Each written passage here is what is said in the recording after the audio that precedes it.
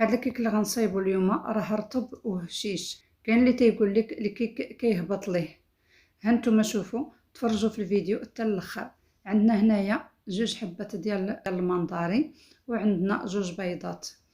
هاد جوج بيضات من الحجم الكبير.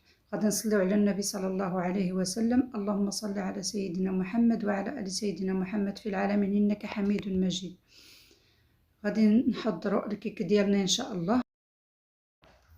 هاد جوج حبات غادي ناخدو القشره ديالهم وغادي نحاولوا ما نوصلوش لهذيك القشره البيضاء لانها كدير لنا المروريه في الكيك ديالنا، وغادي نعصروهم ان شاء الله. وإلا بان لينا العصير ديالهم قليل فغادي نزيدو عليه جوج حبات اخرين باش نكملو نص كاس ديال العصير ديال الليمون. هانتوما شوفوا من بعد ما حكيت المندرين ديالي شوفوا شحال عطاني ديال القشره.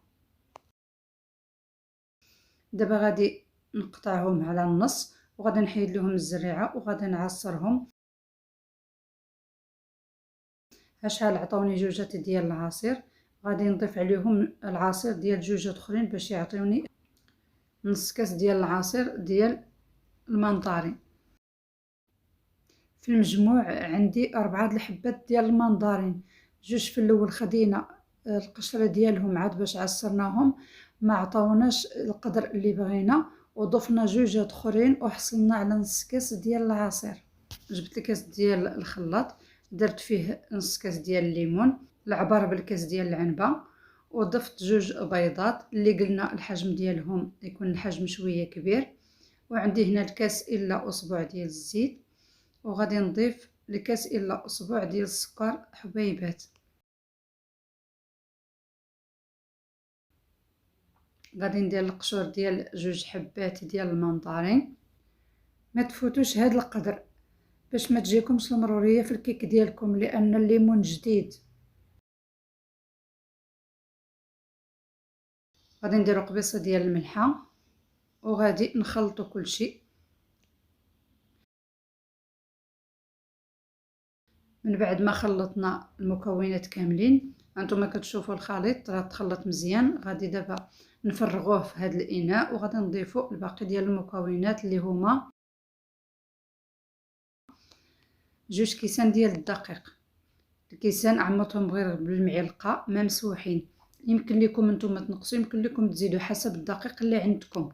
هنا عندي الدقيق الابيض ضفت عليه 3 د الخمارات. الا درت الليمون كندير 3 د الخمارات كيساعدوني باش الكيك ديالي يطلع. الا ما درتش الليمون كندير غير جوج.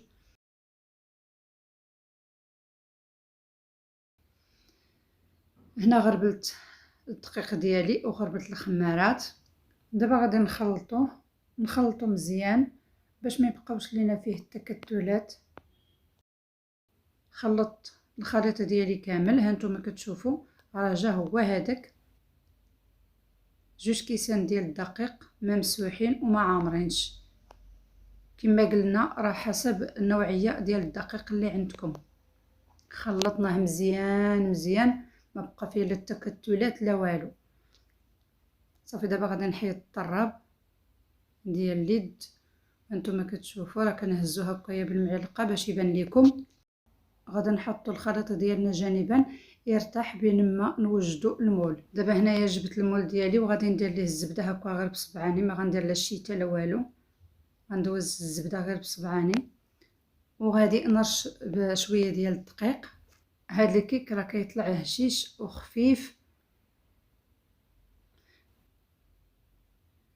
كنرشوا المول ديالنا بحال هكا وكندوزو الدقيق في الجناب باش ما تلصقش لينا، ثم كنسوسو داك شويه اللي بقى لينا.